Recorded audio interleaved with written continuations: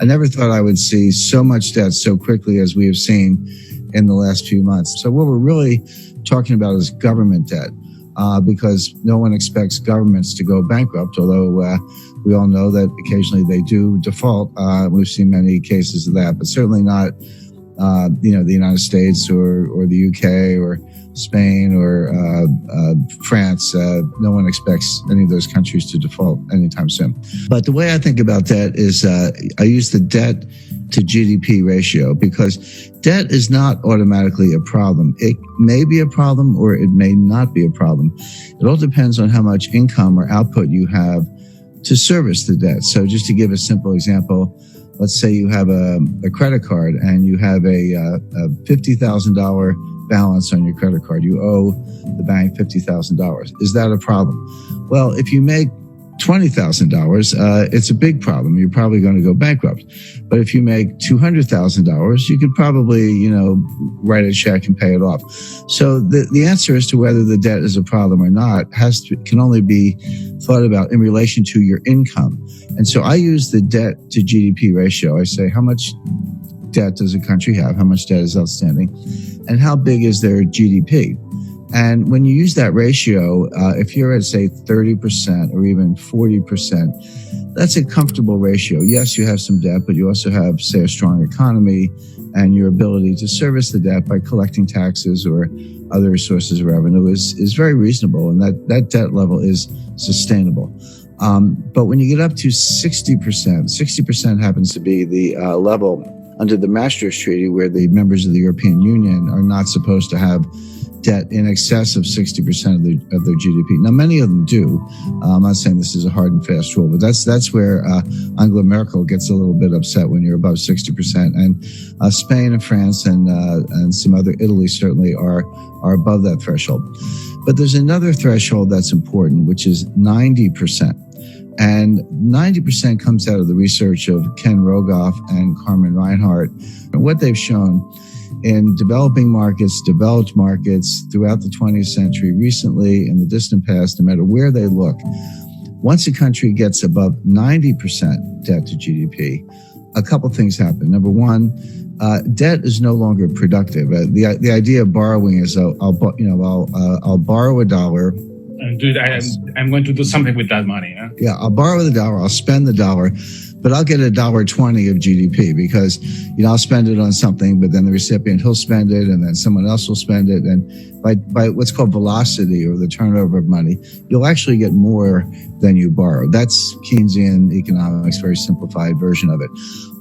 But what Rogoff and Reinhart have shown is once you get past 90%, that's no longer true. You borrow $1 and you spend $1, but you might only get 90 cents or 80 cents of GDP. In other words, you reach a point where you cannot borrow your way out of debt. You cannot borrow your way to get enough productivity to get out of debt. And then you're sort of in a doom loop or a death spiral. Well, I mentioned 30% is comfortable, 60% is a problem in Europe, 90% is this critical threshold. The United States today is at 106%, but we are very rapidly moving to 120%. When you take the additional $5 trillion of new deficit spending that the Congress has approved and put that on top, and bear in mind, the GDP has gone down, right? So your denominator is shrinking, your numerator is going up, which means the fraction is going up. And now the debt is well in excess of 100%. It's actually coming into 120%. So all of a sudden, the United States starts to look like Italy, or for that matter, Lebanon or Japan, which is the highest of all. Now, the modern monetary theorists, MMT, modern monetary theory, whom I completely disagree with. I know a lot of them. I know Stephanie Kelton. She's a big brain. She's one of the thought leaders. She has a new book coming out. They say, so what? They say it doesn't matter. That you can take your debt to GDP ratio to not only 100%, but 200%, or in theory, even 300%. It just doesn't matter for two reasons. Number one, you can always print the money to pay off the debt. By the way, everything I'm talking about does not apply if you're borrowing in a different currency. If you're Argentina and you print, pesos, but you're borrowing in dollars, that's a problem because you can't print dollars. But of course, the United States can print dollars. The ECB can print euros. Bank of Japan can print yen. And if that's the currency of your debt, just print up the money. What's the problem? And they have other solutions. If inflation starts to take off, just raise taxes. I'm not so sure about that. You borrow yourself into oblivion, you get inflation, and you think you can tax your way out of it. That doesn't sound like a very good way to go. But the bottom line is that all the countries, starting with the United States, but all the major developed countries, are now in these sky high and rising debt to GDP ratios. Now, the question is, what's going to happen next?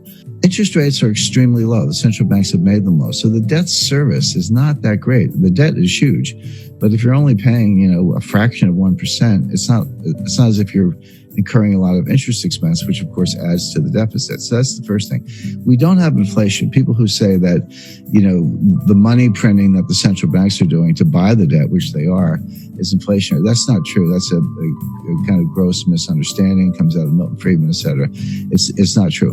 What does cause inflation is velocity, which is the turnover of money. People lose confidence in money, and they spend it, and someone else gets it and they spend it. Everyone's spending it because they want to run into hard assets, land, gold, silver, fine art, real estate, et cetera, or just buy a car because they think the price is going up, or a refrigerator, whatever it is.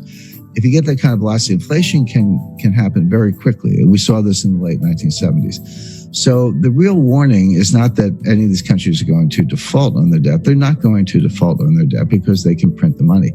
The danger is inflation. Now, if you said, do I see inflation right now? Absolutely not. We're going to see deflation, which is a different kind of danger. Deflation causes debt defaults because Japan has been trapped into that for 30 years. Yeah, and Japan's been in a depression, in my view, since 1990. My view, the U.S. has been in a depression since 2007. We're in our second lost decade. Japan's entering their fourth lost decade. But it's as if all the countries in the world are getting more and more like Japan. I had a meeting with Sakakibara-san. He was very famous in the 1980s. He was known as Mr. Yen. He was an assistant finance minister in Japan, but he was called Mr. Yen. But very smart guy, very nice guy. And I confronted him on this. I said, Sakakibara-san, your debt keeps going up and your debt to GDP ratio is sky high and your GDP is kind of flat. And he said, yes, but you're missing one thing. He said, our population is going down, which is true. So on an overall basis, they're flat, but on a per capita basis, their GDP is actually outperforming. So I said, so the logic of that is someday there'll be one person left in Japan and she will own the entire country and be the richest person in the world. Well, it's very bad for Argentina, and here's why. If you, or Chile for that matter, if you borrow in dollars and then we have deflation, what does that mean? It means the value of cash is going up, but it also means the value of the debt is going up. So even if you have very low interest rates, which we do, when you borrow in dollars and the dollar is worth more, that's what deflation is. Your dollar is worth more. That means your debt is also worth more, meaning you owe more debt in real terms. The nominal debt's the same. So if you borrow 100 million, you owe 100 million. That doesn't change. But if you have deflation, so that the 100 million is actually more valuable.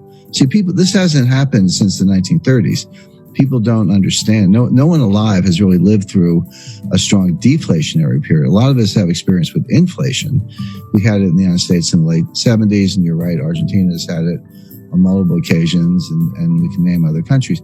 People have a sense of what to do in inflation, but no one alive has experienced serious deflation since the 1930s.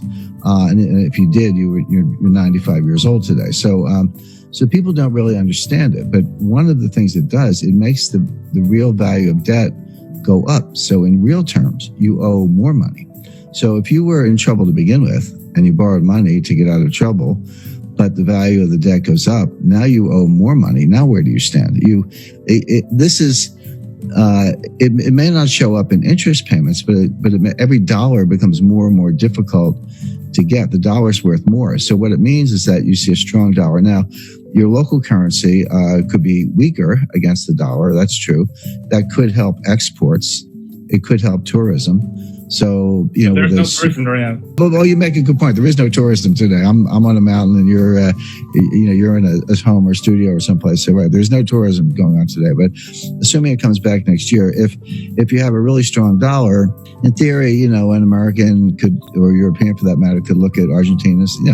I've been to Argentina many times. It's one of the most beautiful countries in the world, and nice people, great restaurants. So, but it could look kind of like a bargain to somebody with a very strong currency. Sure. But that's not really Argentina's problem. Argentina needs more high-tech industry, more high-value-added industry. It needs to break out of what's called the middle income trap, where you get to a certain point, but you can't get past that point because you can't just do it with assembly-style manufacturing jobs.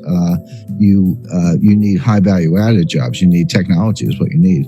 And all the developed economies are facing the same issue. Correct, but it applies to most of Asia as well. This is China's problem. China's not going to continue the kind of growth we've seen over the last 20 years because they've used up that. When I studied development economics in the 1970s in graduate school, and we used to think that the hard part of development economics was getting from low income to middle income. And then we said, if you get to middle income, it's a straight path to high income. Turns out that's not true.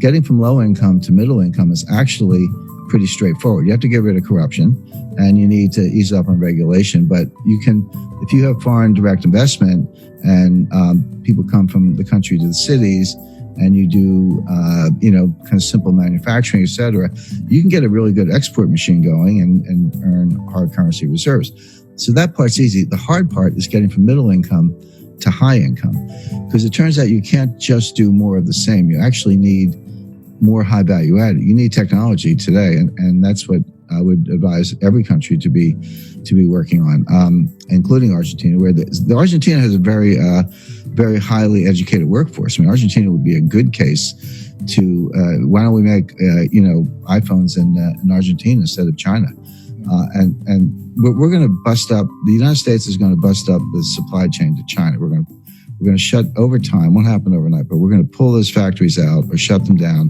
and move them elsewhere. So the question is, if I were advising any developing economy, I would say, how can I become a supplier to the United States? If they're going to get rid of China, which we are for a lot of reasons, I'd want to be in the list. And we're actually looking at Jordan as a country that could make cell phones.